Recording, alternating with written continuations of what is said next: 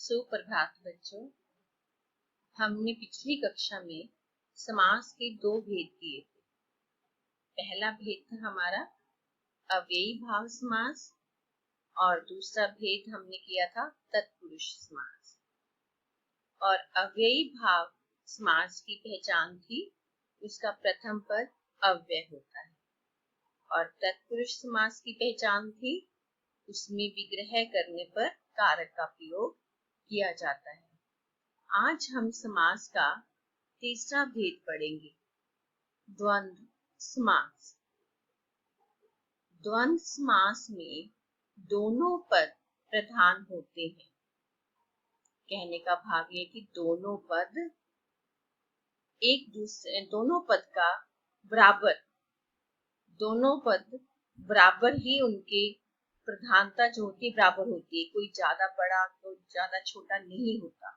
दोनों पद की ही प्रधानता होती है, दोनों पद ही विशेष होते हैं। दोनों पद प्राय एक दूसरे के विलोम होते हैं, सदैव नहीं। ज्यादातर क्या होते हैं, जो दोनों शब्द हैं एक दूसरे के विलोम शब्द होते हैं, जैसे लाभ हानि। लेकिन हमेशा ऐसा नहीं होता। इसका विग्रह करने पर और अथवा या का प्रयोग होता है। जब हम इसका विग्रह करते हैं तो उसमें या तो और का प्रयोग होगा या फिर या का प्रयोग होता है। इसके उदाहरण पढ़ते हैं। माता पिता, माता और पिता। अब इसमें क्या होता है, दोनों पद में योजक का प्रयोग होता है। अभी दोनों पद ही प्रधान है, दोनों पद ही विशेष है। ये नहीं है मैं प्रथम पद विशेष है या उत्तर पद विशेष है, तो इसके दोनों पद ही विशेष होते हैं। और विग्रह किससे कैसे होता है, और से या से। माता और पिता, दाल रोटी, दाल और रोटी। पाप पुण्य, पाप या पुण्य, पाप और पुण्य दोनों ही सही है। अन्न जल, अन्न और जल। जब हम इसका समस्त पद बनाते हैं तो दोनों शब्द में योजक का प्रयोग किया जाता है। ये द्वंद्व समास की पहचान है। अगला समास है बहुव्रीहि समास। बहुव्रीहि समास में कोई भी पद प्रधान नहीं होता। इसमें जो पद होते हैं, प्रथम पद या फिर उत्तर पद, कोई भी प्रधान नहीं होता। इसमें क्या होता है, तीसरा पद प्रधान होता है, तीसरे पद की ओर संकेत किया जाता है। ये बहुव्रीहि समास की पहचान है। बहुव्रीहि समास में कोई भी पद प्रधान नहीं होता। इसमें प्रयुक्त पदों की सामान्य अर्थ की अपेक्षा अन्य अर्थ की प्रधानता रहती है। जो इसका सामान्य अर्थ है उसकी बजाय अन्य अर्थ की प्रधानता रहती है। तीसरे पद की ओर संकेत किया जाता है। इसका विग्रह करने पर वाला, है, जो, जिसका, जिसकी, जिसके, वह आदि आते हैं। इसका विग्रह करते समय इन शब्दों का प्रयोग किया जाता है। अब गजानन, अब दोनों शब्द हैं, दोनों पद ही विशेष नहीं है। गजानन हम किसको बोलते हैं, गज का आनन है जिसका। अब जिसका जो मुख है वो हाथी का है, वो कौन है, गणेश। आपको पता है जो गणेश का मुख है वो हाथी का है। तो गज का आनन है जिसका, वह। अब जिसका से हमारा किसकी ओर संकेत है, तीसरे पद की ओर संकेत जा रहा है। यदि आपको तीसरा पद पता है कौन सा है तो आप ब्रैकेट में लिख सकते हो। कि नहीं पता तो आप नहीं भी लिखो, तो भी आप सिर्फ विग्रह कर दोगे तो भी आपका ठीक होगा। अब आपको पता है गज का आनन है जिसका वह, तो क्या है, गणेश। यदि आप वह नहीं लगाओगे तो भी आपका ठीक है, क्योंकि जिसका से भी तीसरे पद की ओर संकेत हो रहा है। त्रिनेत्र, तीन नेत्र हैं जिसके। तीन नेत्र हैं, किसके होते हैं तीन नेत्र? वह कौन है? शिव। कौन है वो? शिव। शिव के लिए हम कौन से शब्द का प्रयोग करते हैं?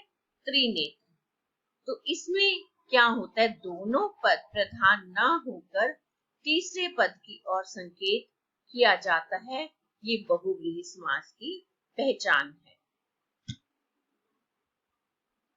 अगला समास है द्विगु समास। द्विगु समास में प्राय पूर्व पद संख्यावाचक होता है, तो कभी कभी पर पद भी संख्यावाचक देखा जा सकता है। ज्यादातर क्या होता है, जो उसका सबसे पहले वाला शब्द होता है, पहले वाला पद होता है, वो संख्यावाची होता है। और कभी कभी क्या होता है, दूसरा पद भी संख्यावाची होता है, लेकिन वो बहुत कम होता है। हमेशा ज्यादातर क्या होता है, पूर्व पद ही संख्यावाचक होता है। लेकिन कुछ शब्द ऐसे भी होते हैं जिसमें पर पद मतलब कि पीछे वाला शब्द वो भी संख्यावाचक हो सकता है। द्विगु समास में प्रयुक्त संख्या किसी समूह का बोध कराती है, अन्य अर्थ का नहीं। जैसा कि बहुव्रीहि समास में देखा है, बहुव्रीहि समास में क्या होता है, अन्य पद की ओर संकेत होता है। लेकिन द्विगु समास किसका बोध कराती है? समूह का। इसका विग्रह करने पर समूह या समाहार शब्द का प्रयोग होता है। समूह और समाहार का अर्थ एक ही है। इसके उदाहरण देखो, दो राहा। अब देखो दो, इसका जो पूर्व पद है क्या है? ये संख्यावाची है। संख्यावाची है ना दो, तो इसका कैसे विग्रह करेंगे? दो राहों का समाहार, या आप ऐसे भी लिख सकते हो, दो राहों का समूह, ये भी ठीक है। तो द्विगु समास की ये पहचान होती है कि समस्त पद में जो पूर्व पद है वो संख्यावाची होता है, लेकिन जो पिछला शब्द है वो भी कभी कभी संख्यावाची हो सकता है। जैसे कि अब उदाहरण में देखो, पक्ष द्वय। द्वय का अर्थ क्या होता है? दो। अब यहाँ पर जो पीछे वाला शब्द है वो संख्यावाची है, तो दो पक्षों का समूह। इसका विग्रह कैसे करोगे? दो पक्षों का समूह। द्विगु शब्द द्विगु समास की पहचान है, इसका पूर्व पद संख्यावाची या कभी कभी पर पद भी संख्यावाची हो सकता है। ये द्विगु समास की पहचान है। अगला समास है कर्मधारय समास। कर्मधारय समास में एक पद विशेषण होता है तो दूसरा पद विशेष्य। इसमें कहीं कहीं उपमेय उपमान का संबंध होता है तथा विग्रह करने पर कुरूपी शब्द प्रयुक्त होता है। कर्मधारय समास की क्या पहचान है? एक शब्द, एक पद विशेषण और दूसरा पद विशेष्य, या फिर एक पद उपमेय और दूसरा पद उपमान। ये कर्मधारय समास की पहचान है। जैसे पुरुषोत्तम, पुरुष जो उत्तम, या पुरुष है जो उत्तम। है भी लगा सकते हो बीच में, आप बीच में है भी आ सकता है। पुरुष है जो उत्तम। अब इस पुरुष की विशेषता बताई गई है। अब इसमें देखो, पुरुषोत्तम, उत्तम क्या है? विशेषण, और पुरुष क्या है? विशेष्य। क्योंकि पुरुष की क्या बता रखी है, इसमें विशेषता बताई गई है। एक शब्द, एक पद विशेषण है। विशेषण क्या है? उत्तम, और विशेष्य क्या है? पुरुष। पुरुष जो उत्तम, पुरुष है जो उत्तम, इसका विग्रह है। नीलकमल, नीला है, आप बीच में है लगा लेना। नीला है जो कमल। अब नील क्या है? विशेषण, विशेषण और कमल क्या है? विशेष्य। नीला है जो कमल। महापुरुष, महान है जो पुरुष, और पुरुष की विशेषता क्या बताया गया? महान। महान है जो पुरुष। तो ये हमारे कर्मधारय समास की पहचान है। अब इसमें कई शब्द ऐसे भी होते हैं जो जिनका जो कर्मधारय में भी आप विग्रह कर सकते हो और बहुव्रीहि में भी विग्रह कर सकते हो। उसमें आपने कंफ्यूज नहीं होना, आपने जो उसका अंतर समझना है, उसका विग्रह से आपने अंतर समझना है। कुछ शब्द ऐसे हैं जो बहुव्रीहि में भी आते हैं और कर्मधारय में भी आते हैं, जैसे कि आप महात्मा, जैसे आप शब्द है एक महात्मा, तो यदि आप इसका विग्रह करोगे, महान है जो आत्मा, अब हमने क्या देंगे, विशेषण और विशेष्य, तो ये क्या होगा, कर्मधारय समास। यदि हम इसका विग्रह ऐसे करेंगे, महान है आत्मा जिसकी, यदि हमने तीसरे पद की ओर संकेत कर दिया तो हमारा वो क्या बन जाएगा, बहुव्रीहि समास। ऐसी एक और उदाहरण, जिसे नीलकंठ, नीलकंठ, नीला है कंठ जिसका, अब जिसके से क्या होता है, तीसरे पद की ओर संकेत चला जाता है। नीला है कंठ जिसका, किसका होता है, शिव जी का, ब्रैकेट में शिव जी लिख सकते हो, तो ये कौन सा समास होगा, बहुव्रीहि समास।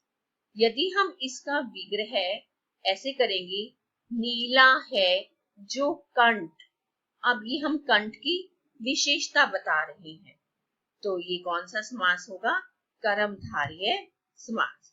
तो आपने कर्मधारय और बहुव्रीहि समास में कंफ्यूज नहीं होना है, तो इसके विग्रह से आपको अंतर स्पष्ट हो जाता है। यदि इसका जिस तरह से जो विग्रह दे रखा है उसी तरह से आपने उसका भेद बता देना है।